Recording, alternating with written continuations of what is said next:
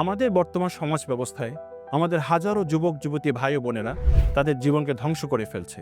যৌবনের এই বিশাল উন্মাদনার ভিতরে বর্তমান পশ্চিমা সংস্কৃতি এবং সভ্যতার সাথে তাল মিলিয়ে চলার জন্য ইন্টারনেটের অবাধ বিচরণের কারণে নিজেদেরকে তারা সংযমী বা কন্ট্রোল করতে পারছে না, যে কারণে আমাদের হাজারো যুবক তরুণ ভাইয়েরা মাস্টারবেশন, হস্তমৈথুনে, বদভ্যাসে সে অভ্যস্ত হয়ে যাচ্ছে।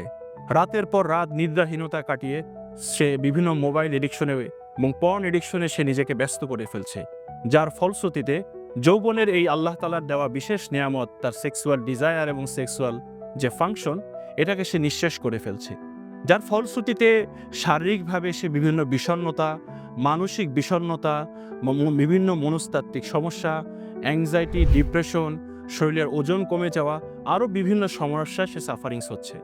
খুব বেশি আমরা এই জাতীয় রোগী পাচ্ছি যারা বিবাহ পরবর্তী জীবনে আমাদের চেম্বারে আসছেন এবং বলছে যে স্যার, আমি আমার স্ত্রীকে সন্তুষ্ট করতে পারছি না। প্রিমেচুর ইজাকুলেশন, ইরেকটাইল ডিসফাংশন, আরও বিভিন্ন সেক্সুয়াল ডিসফাংশনের প্রধান অন্যতম কারণ হিসেবে তিনি বলছেন যে স্যার, আমি একটা সময় বুঝিনি, আমি এই খারাপ পদভ্যাসে নিজেকে অভ্যস্ত করে আমি আমার নিজেকে নিঃশেষ করে দিয়েছি। সুস্থ জীবন, সুন্দর পৃথিবী।